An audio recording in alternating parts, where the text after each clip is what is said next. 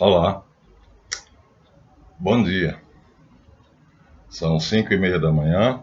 Estamos gravando mais um vídeo para o nosso canal do YouTube Guia dos Perplexos, ainda sem os dentes, no nosso curso Projeto Caribu, que graças a Deus é um sucesso. Eu estou muito feliz. As visualizações, segundo um relato do YouTube, passaram em 20 dias, de 3.000 para 5.000, e nós tivemos dos inscritos, 5 inscritos que se decidiram fazer em separado. Você pode fazer separado, sabia? Essa videoaula pode ser dada só para você. Olha aqui, ó, a agenda está tão cheia que eu tive que fazer isso aqui, rasgar, porque tinha mais gente, e continuar nessa aqui. Então, 5 alunos e mais alguns outros que tiram dúvidas estão tirando em horários separados, com aulas próprias. É uma contribuição simples, modesta, apenas simbólica. Então, se você quiser, então você terá consultas a respeito dos vídeos. Ó, você aprova, né? Então, o nosso dia agora está tendo que ser anotado os horários. Isso, para mim, é uma grande vitória. Nós temos na nossa escola.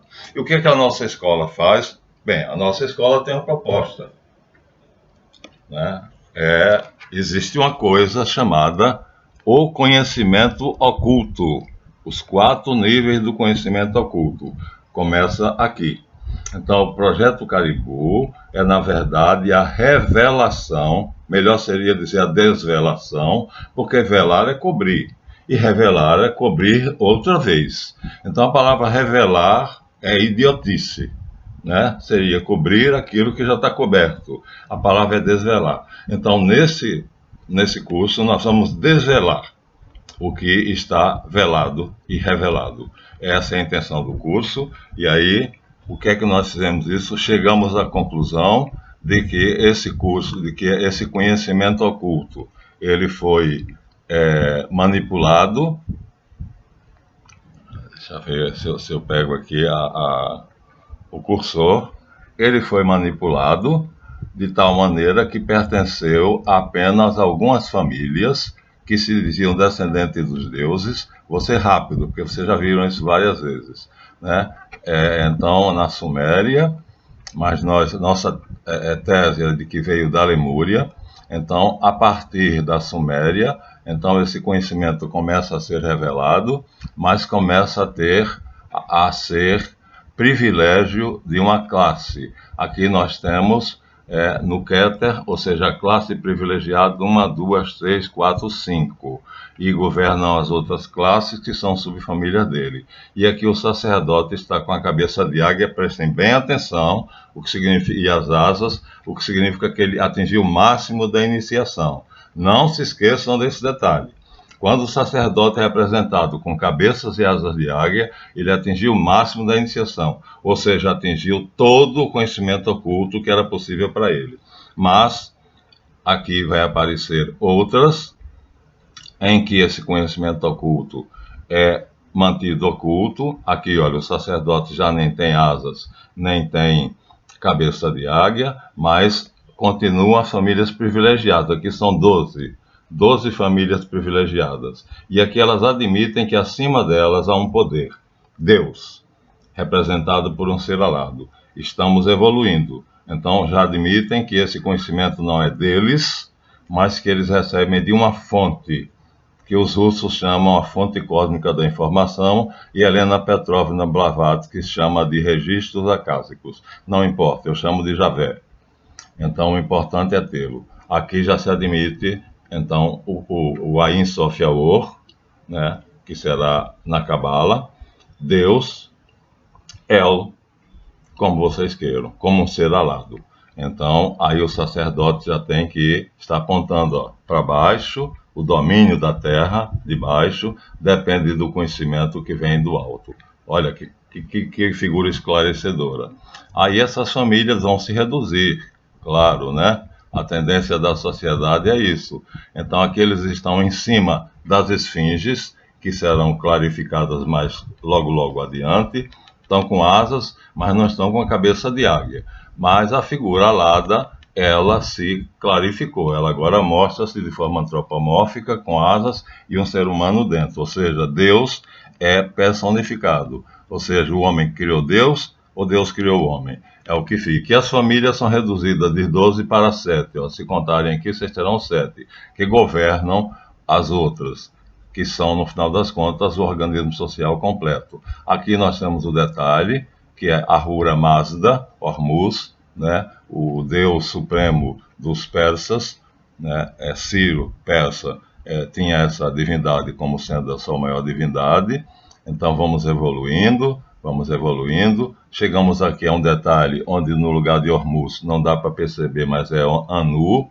Então não importa quem seja a divindade, há o reconhecimento pelos sacerdotes. Aqui estão as mãozinhas deles, ó, uma aqui e outra aqui.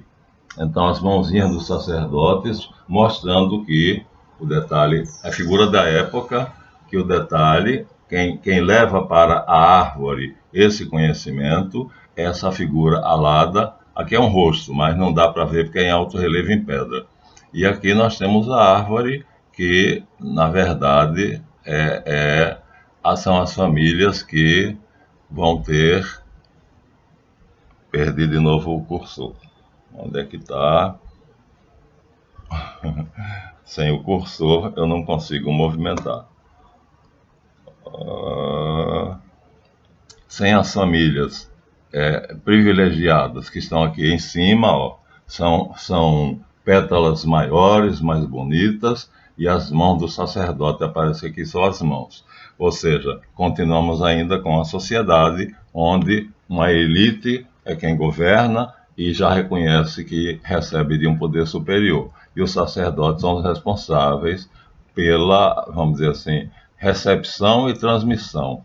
Eles vão ocupar um papel destacado. Finalmente, nós vamos chegar a uma concepção belíssima, que é os sacerdotes, aqui a árvore da vida como é apresentada hoje, não nos interessa. Depois, de novo, vamos passar por cima disso, esse seria o primeiro módulo, e eles vão chegar a uma concepção belíssima, né, que o homem, na verdade, integrado, terá que ser cabeça e águia de asa, está aqui, terá que ter cabeça de homem, está aqui, vai aparecer a figura, terá que ter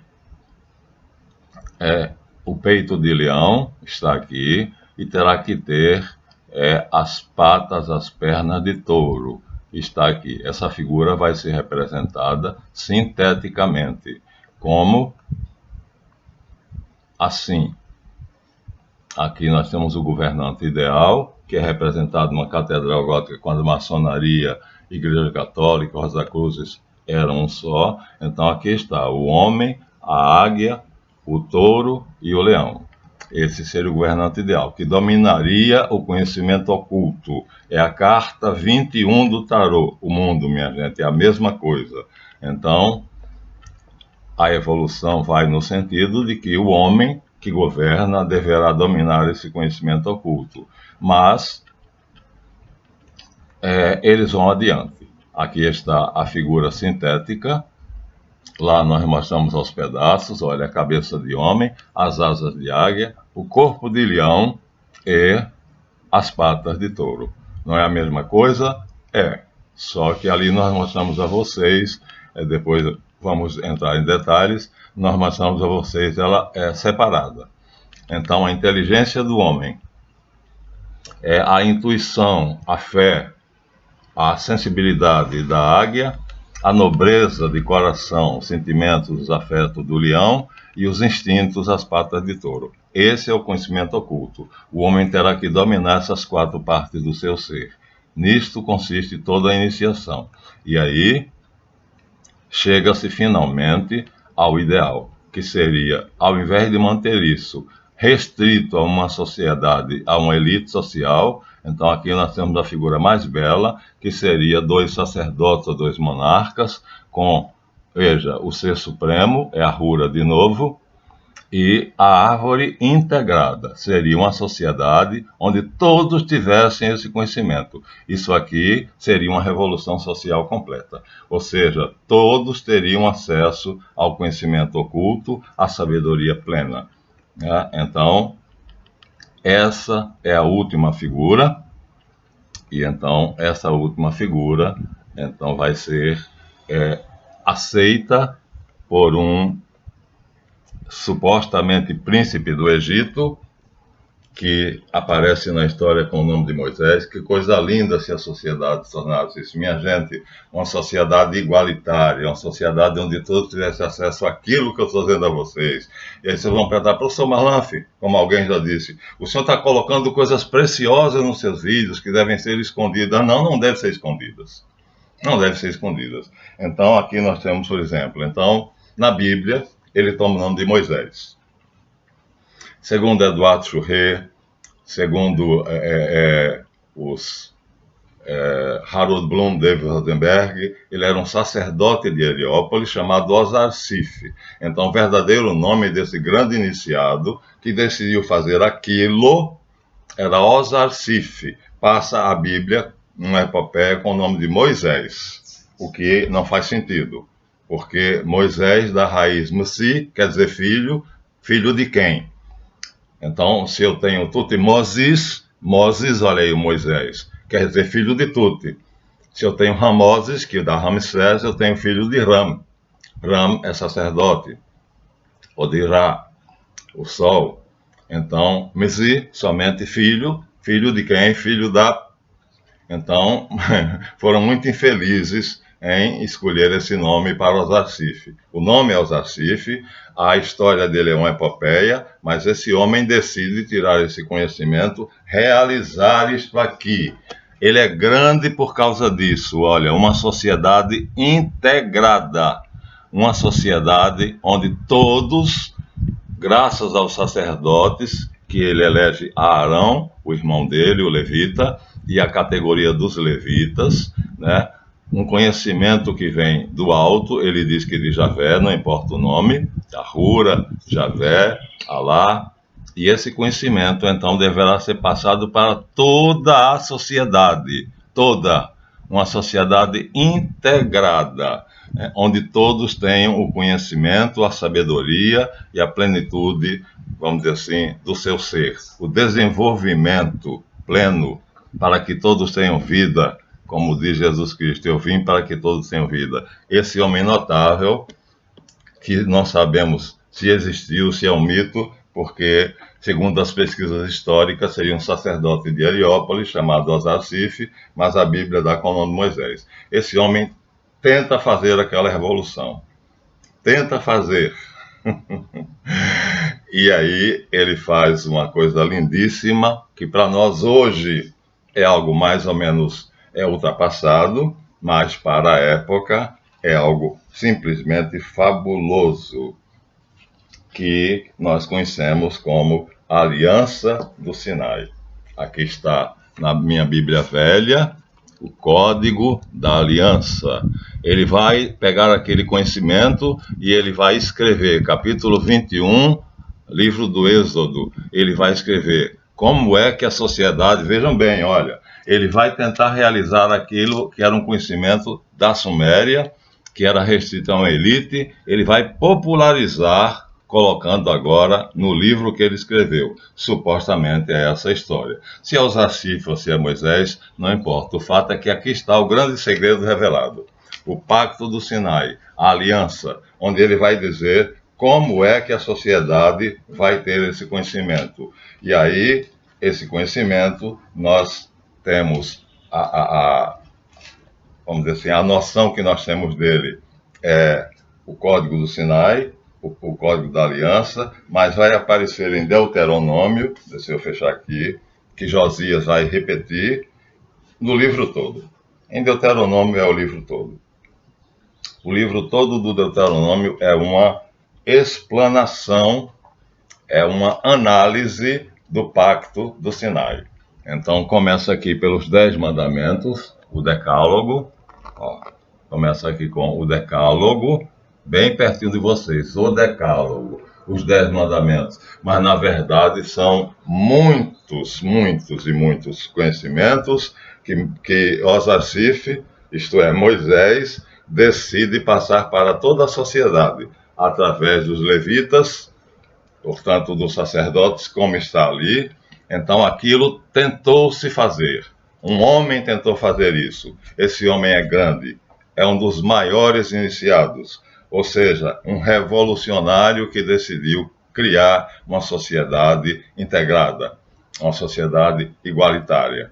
Maravilha, né? Não importa se é uma epopeia, se está enfeitada, não importa se tem algumas coisas como que ele abriu o Mar Vermelho em dois, você pode acreditar, pode não acreditar, que ele levou 10 pragas para o Egito. Isso, se você for ver historicamente, não confere, não bate, não há registro histórico. Aqui nós temos uma outra Bíblia, onde fica mais claro o esforço de quem quer que seja. O nome não importa. O importa é a um homem que em determinado momento conhecia essa tradição e chegou à conclusão que chegaram os reis sumérios, que todos deviam participar desse conhecimento, toda a sociedade. Esse conhecimento devia ser o que o professor Marlon está fazendo agora, para todos, e eu darei a vocês tudo, sem deixar nada de fora. Querem fazer essa aventura comigo? Vamos a essa jornada?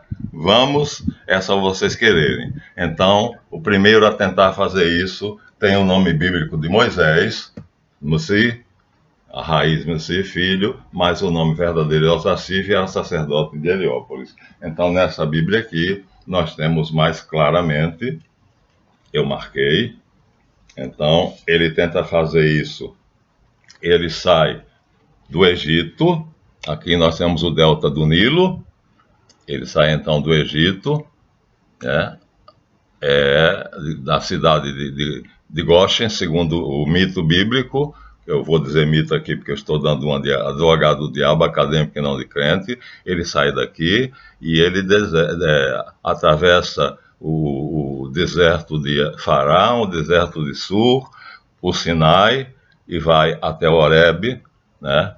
E vai terminar vindo aqui para a Canaã, que é onde ele decide fazer a experiência de uma sociedade justa, de uma sociedade igualitária, de uma sociedade onde todos tenham a realização, todo homem se realize. Então, ele faz isso de que maneira? Colocando em um livro e colocando esse livro à disposição não, quer dizer, sob a autoridade dos sacerdotes. Ele escolhe a tribo dele, claro, ele é meio, como é que a gente chama, né? Quando você escolhe os parentes, ele escolhe Arão, né? Então, e ele próprio. Então, eles dois são chefes. Ele coloca-se como sendo o chefe supremo e Arão como sendo o segundo dele. Aqui está mais claro. Então, vamos mostrar a vocês. Olha que coisa revolucionária. Gente, olha só o subtítulo que a Bíblia dá. As bases de uma nova sociedade. Seria a nova ordem mundial. Em vez dessa merda que está aí, né, com a guerra da Ucrânia e da Rússia lutando para saber quem é o dono do mundo, né, o povo sofrendo fome, peste e guerra, ele deixa esse legado. Ele escreve as bases, está escrito aqui, de uma nova ordem social, de uma nova ordem mundial, por que não dizer assim? Aqui está aqui. Esse homem foi muito grande. Não é pouco aquilo que se diz respeito a ele. O respeito que a tradição judaica tem a ele não é à toa. Por isso ele é considerado um Messias, um Marchias, um ungido. Aqui ele dá por escrito, para quem quiser ler, porque a ideia dele era tornar esse conhecimento oculto público. Mas não é fácil. Tem um preço. Se você quer pagar o preço, me acompanhe. Se não quiser, aí você, quem sabe, apenas ficará como teoria. Mas tem 5 alunos que, de inscritos, já passaram a ser meus consultores, mandando um e-mail para marlanf@gmail.com e eu direi o que você quiser saber, responderei as suas perguntas, porque o vídeo não dá para dizer tudo. Aí, Josias, o rei Josias, vai reeditar isso, isso por volta de 1350 a.C. Ele faz isso. Está aqui escrito tudo, minha gente, tudo. A Constituição do povo de Deus não é a Constituição do Brasil, que permite ser burlada e jogada na lata do lixo quando depuseram Dilma, que ela não tinha cometido nenhum crime, era apenas uma incompetente.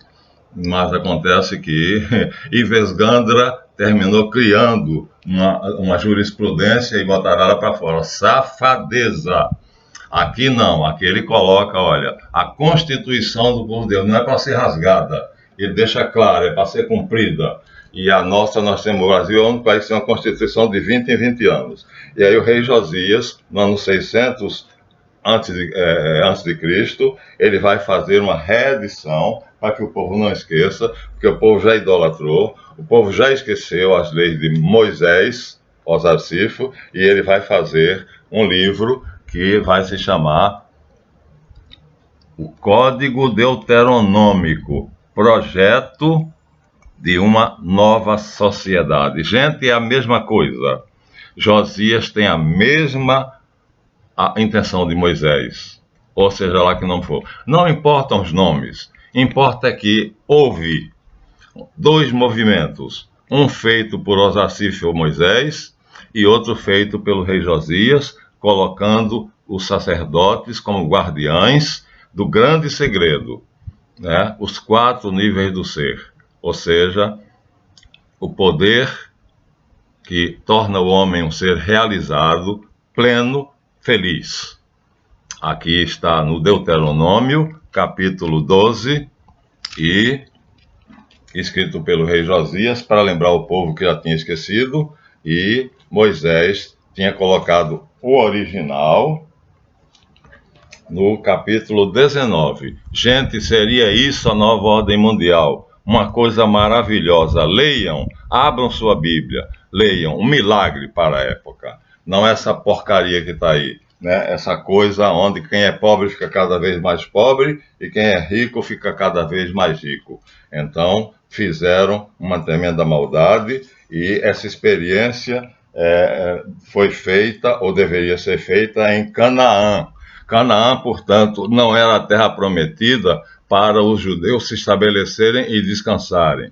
Eu te pus como farol para as nações, diz o profeta, ou seja, farol, né, para iluminar, para trazer luz para as nações. Então, Canaã era onde essa experiência seria feita. E a partir daí se irradiaria para o mundo todo. E hoje, se tivesse acontecido isto, nós teríamos uma nova ordem mundial de verdade. Nova. Porque até então os monarcas tinham tomado o poder. Por que aquela figura não continuou ali entre os caldeus que deveriam continuar? Não continuou porque nós dissemos a vocês que a sociedade foi dividida. Nós mostramos na aula passada que a sociedade foi dividida. Essas apenas fez o que já estava a elite dominante, os sacerdotes que sustentavam ela, os militares, os agropecuaristas, aqueles que negociam, e o povão. Então a sociedade foi dividida em castas e aí acabou-se a possibilidade de uma sociedade integrada, ou seja, de um conhecimento em que todos teriam direito a participar dele, a tomar posse desse conhecimento, conhecer-se, saber o que é que eu posso fazer melhor, desenvolver minha vocação e ser feliz. E mais outras coisinhas que a gente vai dizer ao longo do curso. Essa é o primeiro véu que eu estou tirando. Mas acontece que na própria Mesopotâmia, onde se chega até aqui, de repente isto para. Para aqui. E por que para aqui? Para aqui porque os militares dão golpe. Nós temos historicamente onde? Então, no Egito, vocês vão encontrar um nome famoso, Narmer-Manes, é o nome do general, ó. Os militares dão um golpe, porque quem governava era uma elite intelectual orientada pelos sacerdotes, né? Não é assim que nós mostramos ali no esquema? Agora não. Agora os militares dão um golpe nos sacerdotes e na elite educada por eles e tomam o poder. Quem faz isso no Egito se chama Narmer Manes, ou Manés. Mané na nossa sociedade é um babaca, mas acontece que no Egito é o primeiro faraó. E acontece que ele aí vai dividir a sociedade e ele vai fazer exatamente, vai voltar à elite com os construtores de pirâmides, que é quem vão ter, ó, a esfinge, a pirâmide. Ele vai voltar lá para a primeira figura, onde famílias privilegiadas terão esse conhecimento e o povo fica na ignorância. Narmer Manes é o nome do merda que faz isso. Ou seja, os 4 níveis de conhecimento do ser voltam a ser escondidos. Onde? Nos templos. E na Mesopotâmia, o idiota que faz isso está aqui. Está aqui, né? Tem uma máscara mortuária dele, e tomara que eu tenha, acho que está aqui. Tem uma máscara mortuária dele, é Sargão II. Não sei agora se está, em que livro está. Sargão II está aqui. Então, 2 grandes inimigos da humanidade. Narmer Manes, o primeiro faraó do Egito, e Sargão II. Sargão chamado o Grande, está aqui a máscara mortuária dele. Esses homens são militares, e o que é que eles fazem? Dão um golpe, eles têm a força, eles são generais, eles pegam os militares, derrubam os sacerdotes, derrubam a classe dos filósofos, como Platão irá chamar, que tinham esse conhecimento dado pelos sacerdotes, derrubam, portanto, o Pacto do Sinai, derrubam o Código Deuteronômico e eles se tornam déspotas. E volta de novo tudo ao que era antes no reino de Abrantes. Então, aqui está a cara do infeliz, que faz com que tudo volte a ser escondido. E o povo e a sociedade completamente integrada, uma sociedade igualitária, desaparece. E aí, o grande segredo passa a ser escondido nos templos. Quer sejam os construtores de pirâmides, que são os arquitetos, as pirâmides são templos, vocês sabem, quer sejam nos zigurates. Então, volta-se, abandona-se aquela ideia que Osasif decidiu fazer e voltamos então a esconder aquele conhecimento em lugares privilegiados. Os sacerdotes passam a ser obedientes a eles, porque eles têm o exército, eles têm a força, e contra o argumento da força, né? Então, a lei do direito cede ao direito da força. Aqui nós temos um zigurate, que é um templo mesopotâmico, e aqui os sacerdotes que vão estar aqui e vão estudar aqueles 4 níveis do ser, o conhecimento oculto, vão passar para os militares que usurparam o poder. Nabucodonosor, por exemplo, é um deles. Vocês vão ver que nessa época da história, por volta de 3000 até hoje, praticamente. Então, hoje não, hoje é o dinheiro, quem tem muito dinheiro, mas volta para os templos. Esse conhecimento volta ao templo. Os construtores de pirâmides, vai quem tem esse segredo, as pirâmides têm o grande segredo, os zigurates têm esse grande segredo, os templos egípcios têm esse grande segredo. Então, voltamos, infelizmente, regredimos de uma maneira extremamente, aqui está, ninguém sabe o que tem debaixo da esfinge, mas não sabe porque não quer, porque nós já temos maquinário suficiente para saber o que é que tem debaixo dela. Mas não interessa. Não interessa porque esse conhecimento se tornaria de todos. E então, não é isso que a elite dominante quer. O que a elite dominante quer é que aqui, nessa caverna, seja feita uma iniciação, e essa iniciação vai dar ao candidato a que é o último lugar.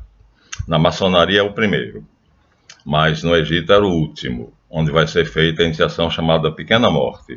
né, que é ficar em catalepsia projetiva. E aqui na maçonaria vai ser a Câmara de Reflexões. Então a maçonaria inverte. O que seria o último passa a ser o primeiro da maçonaria. E aí é uma pena, é uma lástima, porque tudo, ó, voltamos então aos holocaustos, os sacrifícios de bois. Matar boi não vai dar a ninguém conhecimento oculto, né? Mas é isso que Narmer Manes faz no Egito. Então, e o Sargão II vai fazer em salões magníficos. Aqui está a planta de um templo que vocês vão ver sem dificuldade, que se comparar com o Templo de Jerusalém, eu vou pegar ali, você vai ver que é coisa. Aqui está a construção em si, ó, parecidíssimo, ó. Vou comparar. Aqui está um templo egípcio em construído, né? E aqui está a planta baixa. Vamos comparar com o templo hebreu, como é que seria? Olha, a semelhança não deixa nenhuma dúvida, né? Quem fez aquele, fez esse. Então, ah, meu Deus do céu, tomara. É, portanto, um conhecimento universal. E esse conhecimento universal é escondido. E ao ser escondido, então ele passa a ser privilégio, de novo, de uma elite. Vamos comparar? Vamos comparar. Vamos ver aqui, está terminando a aula. A planta baixa do Templo de Salomão. A planta baixa do Templo egípcio. Aqui é a Alameda das Esfinges, então tirem daqui. Então é só daqui para cima. Comparem, é só daqui para cima. É a mesma coisa. Aqui o templo em perspectiva, construído. Aqui o templo em perspectiva, construído. É a mesma coisa. Então tirem a Alameda das Esfinges, que era um jardim que precedia o templo, para simbolizar o Jardim do Éden, e vocês terão daqui para cima a mesmíssima coisa. Então Moisés não fez nada de novo, Salomão não fez nada de novo. Quando eles construíram o templo de Jerusalém, a planta baixa equivalia à planta baixa de um templo egípcio, e o conjunto tridimensional aqui construído equivalia a um templo egípcio. Então, tudo é tirado do Egito. Logo, parece que nós podemos acreditar que Moisés existiu. Com que nome, não se sabe. Mas ele tirou exatamente, ó, copiou isso daqui, disso daqui, tirar dessa parte, que era uma alameda de esfinges de carneiros. A cabeça era de carneiro e não de homem. Então, o conhecimento então retorna aos templos, volta a ser oculto, volta para a elite. E aí a humanidade é traída pelos militares. Os militares usurpam o poder. Só existe um homem que fica remanescente dessa elite sacerdotal que pertence, ele está na lista de Sanconiaton, na lista dos reis sumérios. Então, se você, segundo Sanconiaton, o professor Langdon, um homem respeitabilíssimo, quem descobre que Sanconiaton deixou uma lista dos reis sumérios, que eram reis sacerdotes, como Moisés. Termina ele se tornando rei sacerdote. Rei do povo do Êxodo e sacerdote, porque Arão é o segundo dele. Na verdade, é manipulado por ele. Vamos dizer logo assim, deixar escancarado, vamos, né? E fica tudo em família, porque é da tribo dele, os levitas, que vão sair aqueles que detêm o conhecimento, que têm o pacto do Sinai nas mãos, o código deuteronômico, ou seja, como fazer para criar uma sociedade igualitária, não como a Revolução Francesa mentirosamente disse e não cumpriu, liberdade, igualdade, fraternidade, liberté, égalité, fraternité, porque nós estamos vendo aí o quê? Liberdade onde? Igualdade onde? Fraternidade onde? Na ponte que partiu. Então a Revolução Francesa é uma grande mentira, mas Moisés não é uma grande mentira. Não importa o nome. Fomos traídos pelos militares. deram um golpe de Estado. E nesse golpe de Estado, eles submeteram, só restou um. A Bíblia fala dele, Melquisedeque, Maleque Tzadeque. Era uma dinastia de reis sacerdotes que é encontrada pelo historiador fenício Sanconiaton, e Sanconiaton dá essa lista, e dentro dessa lista está Sidik, que vai ser, Sidik em babilônio, em aramaico vai ser, ou em jebuseu e aramaico são parecidos, vai ser Tzadek. E ele vai se intitular rei, e vai ser o nosso famosíssimo Malek, rei Tzadek, da justiça. E a justiça seria isso: implantar uma sociedade igualitária onde todos os homens tivessem a oportunidade de ser felizes. Estaria assim sendo realizada a última grande, vamos dizer assim, conquista dos sacerdotes caldeus, trazida da Suméria e dentro da minha tese, trazida da Lemúria. Perdemos isso, né? Então, com esse golpe dos militares responsáveis, desgraçados, canalhas, usando a força, ao invés de usar a força a favor do Estado e do bem-estar do povo, eles subiram ao poder. Sargão grande, o grande, né? Grande só se fosse no tamanho, porque de cabeça ele tem a cabeça de barata. Porque deixar de ter uma sociedade feliz, né, realizada, para ser ele sozinho e uma pequena classe, é preciso ter uma cabeça de barata. Então, esse plano se perde. E se perde definitivamente. Acabou o sonho, minha gente. Estamos agora a abrir os olhos para a realidade. Essa é a nossa primeira aula. Tiramos o primeiro véu de Ísis. Vamos continuar. E aquele que quiser, então pode fazer perguntas. É só escrever para o meu e-mail. Marlanf, minúsculo, meu nome, @gmail.com. Façam perguntas. Nós temos vários, temos recebido muito. E a agenda está cheia de alunos que se inscreveram no nosso curso Colégio dos Magos Caldeus. E aí estão fazendo o curso regularmente mediante uma quantia simbólica, acertada entre mim e você, aquilo que você possa fazer. Não é um preço, isso não tem preço.